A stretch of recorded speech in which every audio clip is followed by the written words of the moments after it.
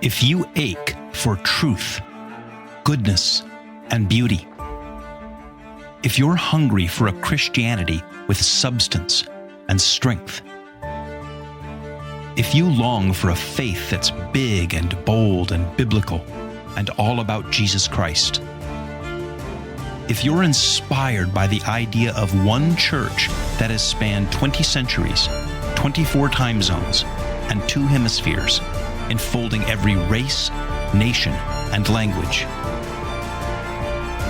then you're considering Catholicism.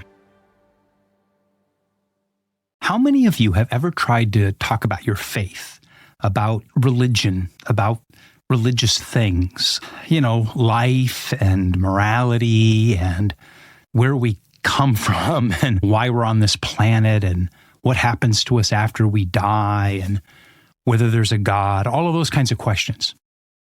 And you're sharing those thoughts and you get hit by somebody with something like, well, you know that science disproves religion, or there's no evidence for God, or maybe you've even been told that believing in anything supernatural, right? God, angels, the soul, heaven, hell, demons, whatever, anything that's sort of beyond the natural realm, right? The supernatural.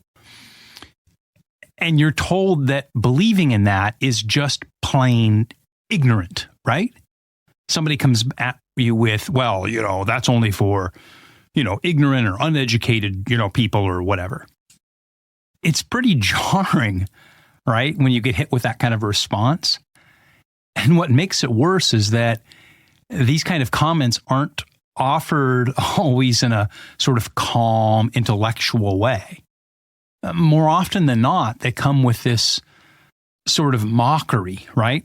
How can you believe in fairy tales? Or you're just too dumb to understand science.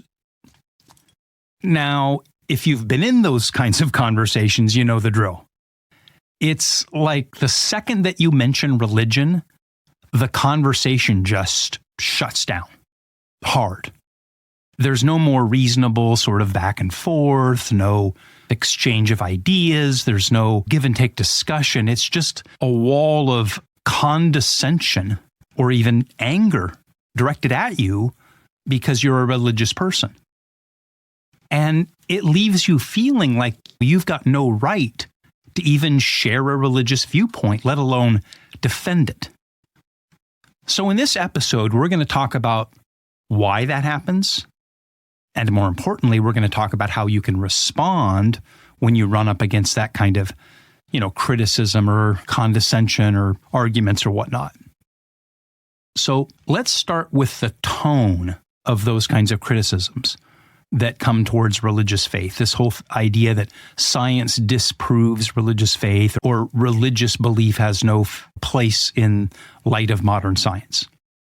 Let's start with the tone of that because that's what throws, I think, a lot of people off. So you're trying to have a conversation about religious faith or religious belief, and instead of a thoughtful discussion, you get sarcasm or outright hostility. Maybe it starts with something like, well, religion is just superstition. Science has explained everything that we used to think was supernatural. We can now prove through science that all of that has a, scientific explanation. But there's something a little bit deeper here. And it's the belief that the only thing that exists is the physical or material universe. And I'm old enough to remember this really famous TV show from late 70s, early 80s maybe. It was called Cosmos. And there was this famous, I think he was like an astrophysicist. His name was Carl Sagan. And he had this series on PBS called Cosmos. And it was all about exploring how modern science has investigated the universe and can kind of answer all the questions.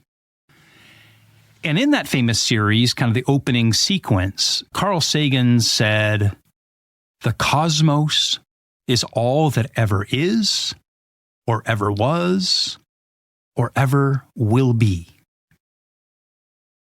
In other words, the material observable universe is all that ever is, or ever was, or ever will be. There's nothing beyond it.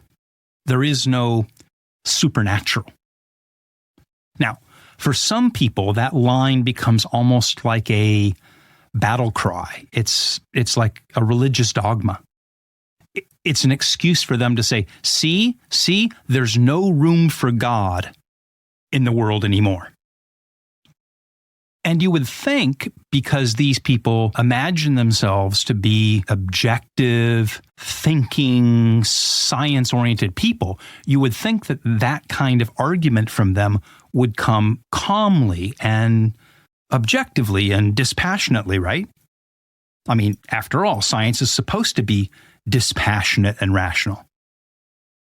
But instead, that argument is usually very emotional for the person who's making it. And it's often really even aggressive to anybody who holds on to the possibility, much less the belief, that religion can answer some questions, and religion points us to things that are beyond the cosmos, the natural, observable, physical, material universe. And you wonder, well, why are they so emotional about that? If they're just rational scientific people, why are they so emotional about their science? And I would say that it's because it's really not about science strictly. It's about something we'll call scientism. Scientism is the belief that science isn't just a tool to understand the physical world or the physical universe, but that it's the only valid way to know anything. So scientism is the idea that if something can't be proven through experiments and data, then it's not real or it's not worth believing in. Maybe you see the flaw that's built into this. Here's the problem. Science is the study of what we'll call the natural world, right? The physical or material universe. And so science can tell us a lot about how things work, about how stars form, about how cells divide, about how ecosystems function. But it can't tell us why there's a universe in the first place. It can't tell us what gives life meaning or why we experience things like love or beauty or morality. In fact, science can't even explain why we think, the simple fact that you and I know that we exist. You see, there's a whole realm of things that science simply can't explain by definition, because they're things that lie outside the scope of science, which is the study and experimentation on and the drawing of conclusions about the observable material world. But there are non-material realities, things that we know are real, but they don't have a physical or material component that can be observed or measured. When science objects to the non-material, to the supernatural, all it's really saying is we're talking about things that we can't measure. And the proper response is, well, yeah, but there are things that you can't measure physically. Let me give you some examples. I mentioned a minute ago consciousness. So science can explain the brain. And it can explain how the brain works. It can explain brain activity in great detail. Neurons and the chemicals in our brains and how electrical impulses run through them. But it can't explain why we are conscious beings, why we have subjective experiences, why we have thoughts, why we have emotions, why we have ideas, why we can even be aware of ourselves and talk about things like this. And this has been a really big debate in neuroscience for a long, long time. And in fact, I think I remember a couple of years ago reading that there was some neuroscientist or something that they had this big debate, like there was a prize. I don't know, it's like $1 million prize or something. If some scientist could simply explain the difference between the brain and our mind, our conscious mind.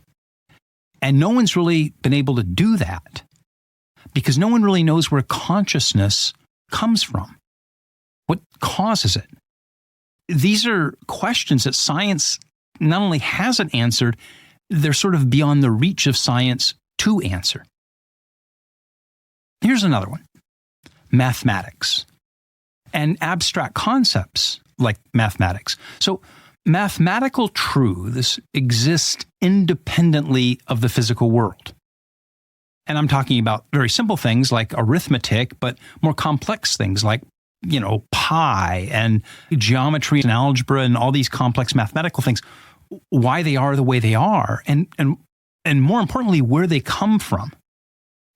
If the universe is a bunch of matter that has been assembled almost randomly and evolutionarily, then where do these mathematical principles that govern the universe come from? They're outside of the universe, but they govern the universe. And we can talk about them, we can study them, we can do mathematical proofs, but they don't arise from within the material system. They exist sort of outside of it, and they govern it. So why are they there, and where do they come from? And that's maybe the religious question you can get into with the designer and God and all that. But I'm just trying to point out that there are things that really science can't observe or measure. Here's one of my favorite ones that this is completely different than mathematics, but it is an abstract, non-material reality. And I've enjoyed over the years putting this to people and saying, where does justice come from? Now, what I mean by justice is this sense that humans have all had that there is a thing called justice. In other words, there's a sort of a thing called right and wrong, and there's a balancing of right and wrong. Now, we may differ about the particulars of it, right? Different cultures, different times but the idea that there is justice, that certain things are just and right, and other things are wrong, many people, including the proponents of science, make moral claims about what's right and wrong and fairness and justice. But these aren't scientific concepts that can be measured or explained by physical reality. They can't be proven in a laboratory with an experiment, but we all know that there is such a thing as justice. I once used this example in a discussion, and I got some pretty negative blowback, but since, of course, I'm just talking into a microphone right now, I can say whatever.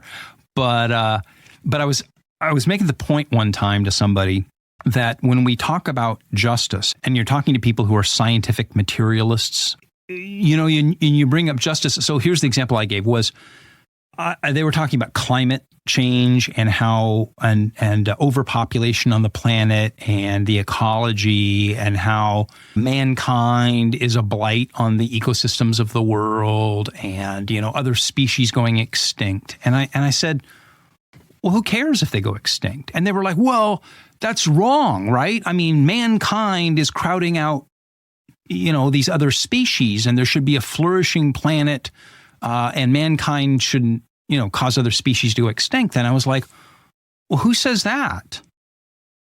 You see, because you're appealing to some sense of right and wrong and justice and some idea of justice that can't be proven. I mean, if you're right as a sort of scientific materialist and you believe in evolution, then I look at mankind crowding out other species and go, well, in the battle of evolution, those species are just losing. Isn't that what you believe in? And what obligation do we have? And besides, for that matter, if you have somebody who's a scientific materialist, don't pay them their paycheck that they're owed.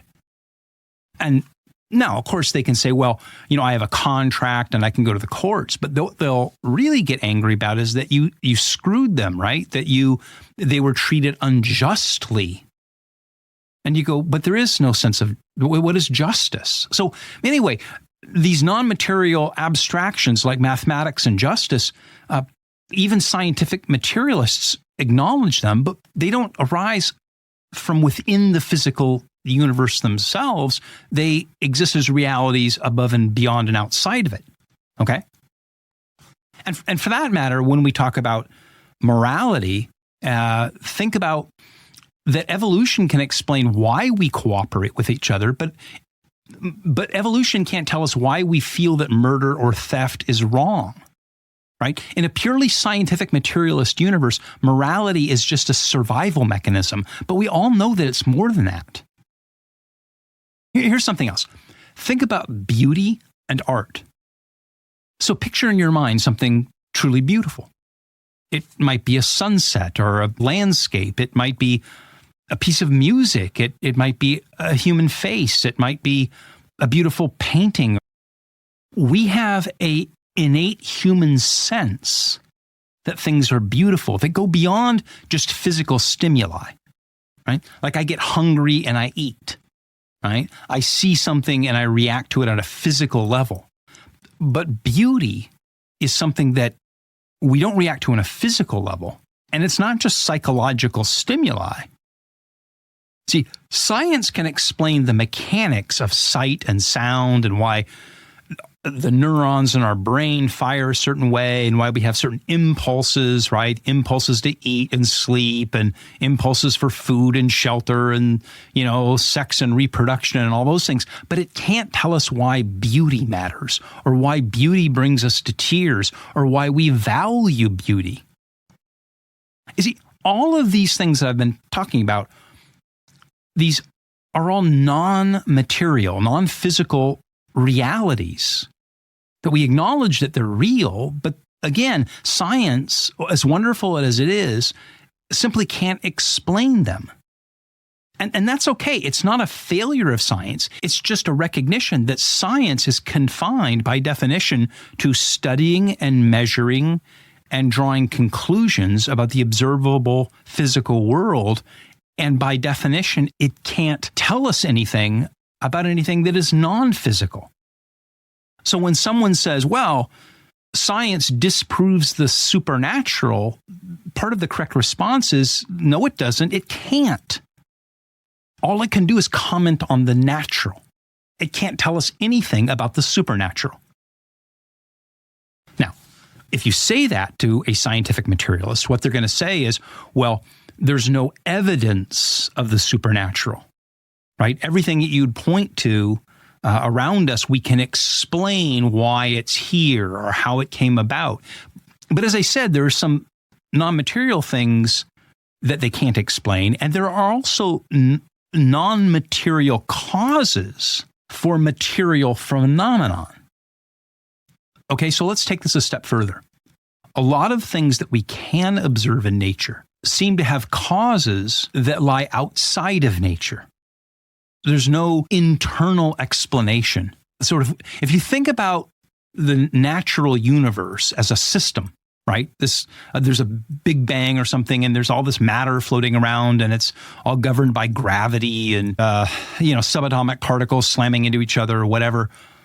If you think about that as a system, there are things that seem to be working on that system that can't be explained from within the system. Okay, so for example, consider the very existence of the universe itself. Now, science might give us theories like the Big Bang to explain how the universe began, but it can't explain why there is now something rather than nothing. What caused the universe to come into existence at all? Why is there a physical universe? What brought it about? See, this is a question that leads us beyond the realm of science into the realm of philosophy and religion. And I know, because I've argued with them, the scientific materialists will say, oh, well, it's always been here. It just is what it is. That's the Carl Sagan quote I shared earlier. The cosmos, the physical universe, is all that ever was and all that ever will be. But do you see that that's an argument? Why am I bound to believe that? I mean, all Carl Sagan can really say is, all I can do is see what is, and I assume that what is has always been and always will be. Okay, that's fair, Carl. That's your right to come to that conclusion, but I'm not bound to come to that conclusion. What compels me to believe that? Or, okay, take the unique properties of the Earth. So if all the planets that we know of, and I know that they're finding new ones all the time, with our advanced telescopes or whatnot, but if all the planets that we know of, Earth alone has the precise conditions necessary to support life.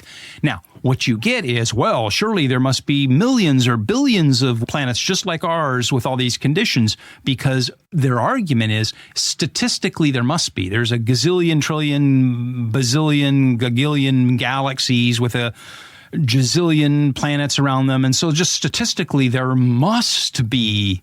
Okay, that's an argument. But you haven't actually observed any.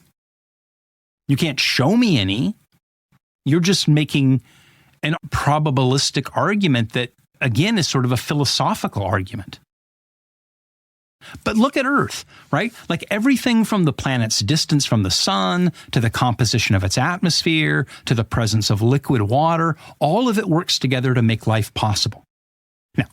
Now, could that just be a cosmic accident? Like all the probabilistic factors just happen to come together on this one planet in such a way, because out of the gazillion planets, statistically, it's all going to there's the old thing about if you give, 10,000 monkeys typewriters, eventually they'll produce Shakespeare by randomly banging on the keys. Well, that's really their argument. And again, they're free to make that argument.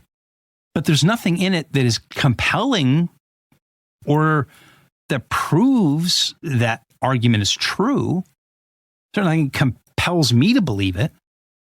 It's just as reasonable to look at all the factors that make life possible on Earth and see all of it as the result of some non-material cause, which is a deliberate design from beyond the natural realm, from a supernatural source. God, gods, whatever. And then you get into the emergence of life itself and its complexity. So science can describe how life develops once it exists. You can look at fossils or whatnot. But the question of how life first arose from non-living matter, right? How non-living things became living remains a mystery that they can't explain. And the complexity of even the most simple life forms is staggering. And despite all of our advances in biology and everything else, we still don't have a clear scientific explanation for how life began. So, could life's origin point to something beyond the material, to a non-material cause?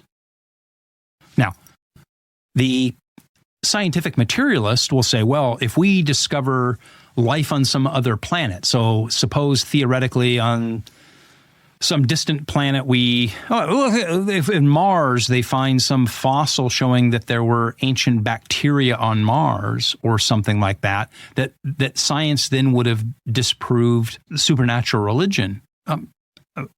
No, why would it? The fact that it arose there as well as here still doesn't tell you why it arose. It just says that it arose more than once. You still can't explain how it came about, how physical, non-living matter somehow became living matter. And here's another. I'll make this the last one. Let's talk about religious experiences or religious awareness or religious belief itself. Nearly every human culture throughout history, all around the globe, has had an awareness, a perception that there is something beyond the physical world. People have consistently reported experiences of the divine, experiences of the supernatural, or some kind of higher realities, a sort of awareness that there is something beyond just the physical universe. Now, I'm not talking about Christianity. I'm talking about the universal, almost near universal experience of all people that have ever lived, is that there's something more than just what we can see. And if you think about it, if this awareness were just a delusion, right? Which is what the scientific materialist would say as well. That's just uneducated humans who haven't learned about science trying to fill in the gaps, right? So this is the thing where they see that things that they can't explain because they didn't have the benefits of modern science. And so then they invent explanations or have psychological experiences that they can't explain, and they attribute them to the supernatural. But if you think about it, if this awareness were merely a delusion, wouldn't evolution have bred it out of us by now?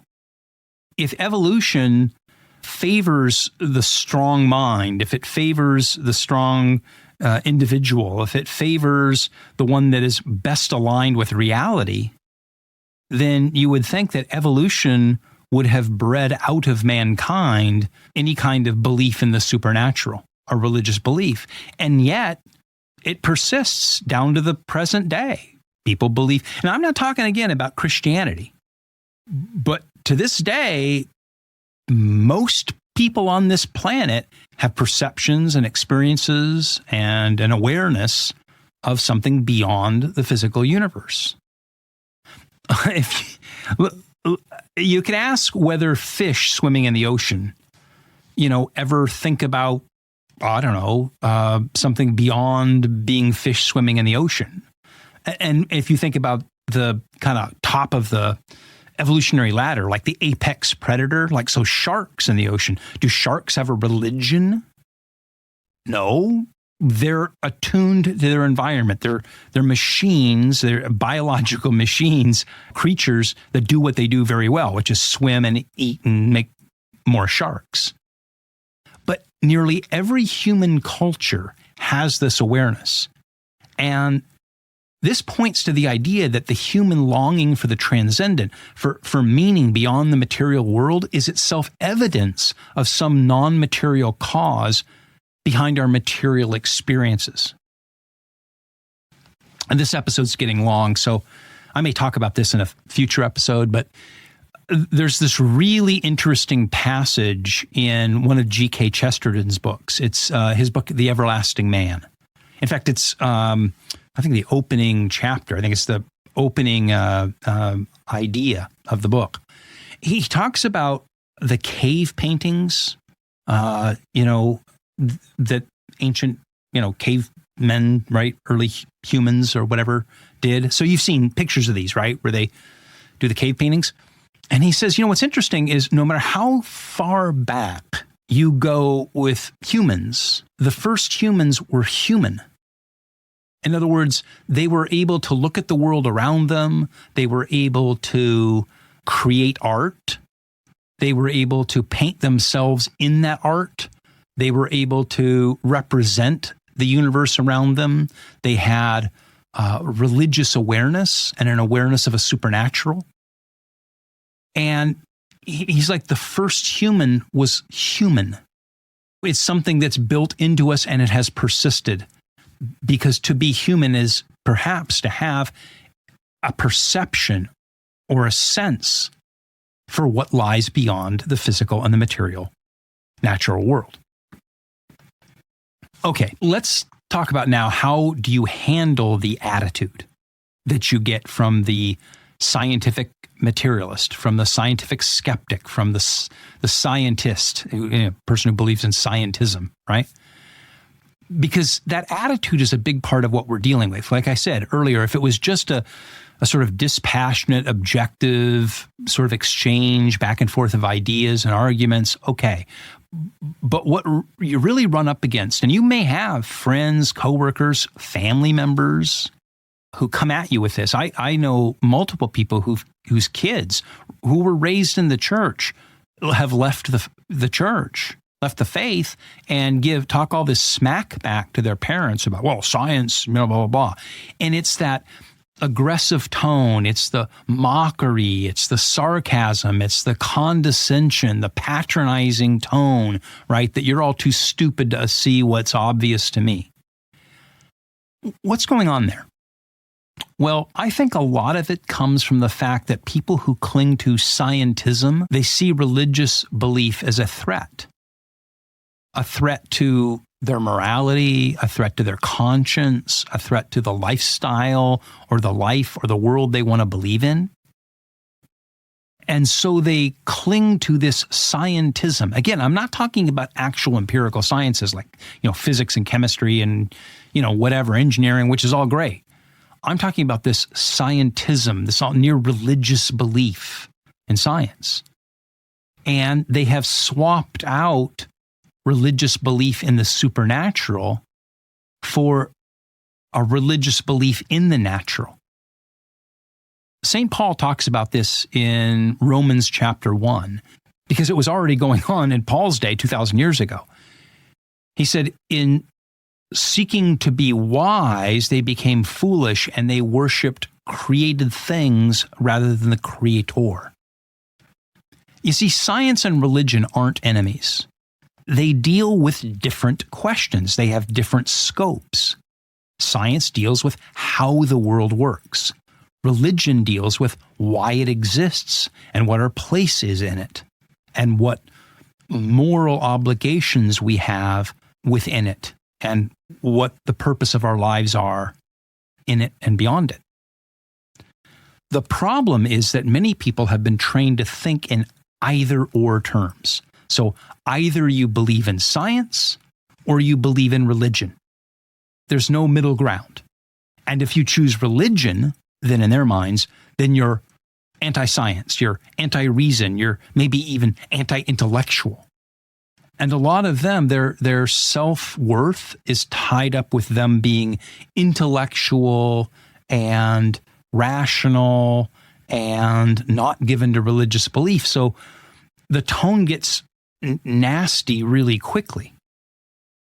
And if this is a family member, somebody that you love, and it's driven this total wedge into your relationship with them, the question is, how do you respond? So first, it's important to stay calm. When someone mocks your faith or calls you ignorant, it's natural and easy to get defensive. But don't take that bait. Don't fall into that trap. Remember, a lot of the hostility comes from fear or misunderstanding, not actually knowledge of science and religion and all those things which are not incompatible. A lot of it comes from hurt. Over the last 40 years of doing ministry, especially on college campuses, what I discovered is so many of these people who bristle with this, anti-religious, scientism. There's a lot of hurt. Like maybe they grew up in a religious home or background. Maybe there's something in their life that has driven them away from that. And there's hurt and resentment and sometimes a fear that if religion is true, then it means they're going to have to give up things that they love or enjoy doing in this world. So you need to stay calm in these conversations. Don't take their bait. Don't allow their sarcasm and mockery and anger and condescension to spin you up. Okay? Second, ask questions. Clarifying questions, right? So instead of getting into a shouting match with them, ask them to clarify their position. Try to ask thoughtful questions. Say, well, what do you mean when you say science disproves religion? How exactly does empirical science disprove religion? Now, a lot of times they won't have a solid answer because there is no solid answer. But they won't have a ready answer, a decent argument, because they've never really thought it through. It's kind of like a religious dogma that they have in this kind of pseudo-religion of scientism. They're just repeating something that they've heard from others. And third, try to gently point out the limits of science. Say, I agree that science is incredibly powerful when it comes to studying the natural world, to understanding it, to using that understanding to develop useful things like engineering and medicine and, airplanes and space flight and all that great stuff, right? But, it can't tell us about things like justice or love or consciousness. Science can't measure those, but we all experience them. Try to hopefully plant some seeds that will help them to think. And you're often going to find that the person you're talking to does believe in things that science can't explain. They just haven't realized it yet. What's the takeaway? Well, first, don't let anyone tell you that science and religion are at war, because they're not. Science is a tool for understanding the physical world, and it does a great job at that. Religion helps us to understand the bigger picture, the things that lie beyond what we can see or feel or touch or measure. Science and religion aren't enemies, they're partners in helping us to make sense of reality.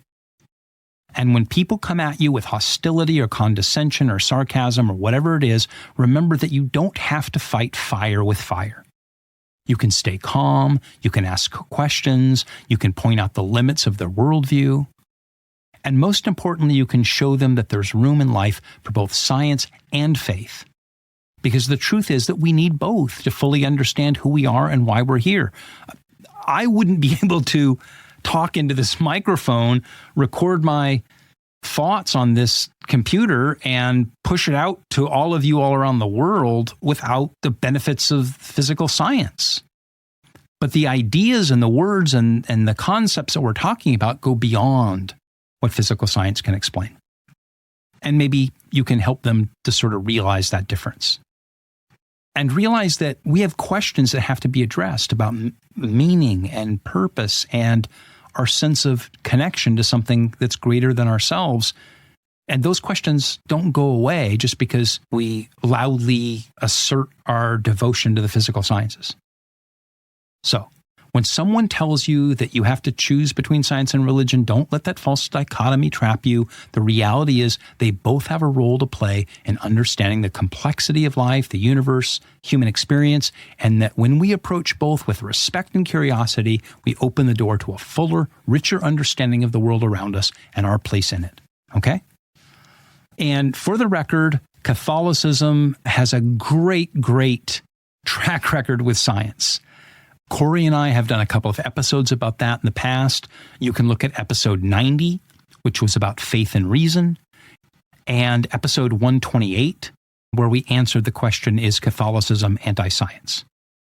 But today, I just wanted to talk about religious belief in general, the awareness of the supernatural, and I hope this has been helpful.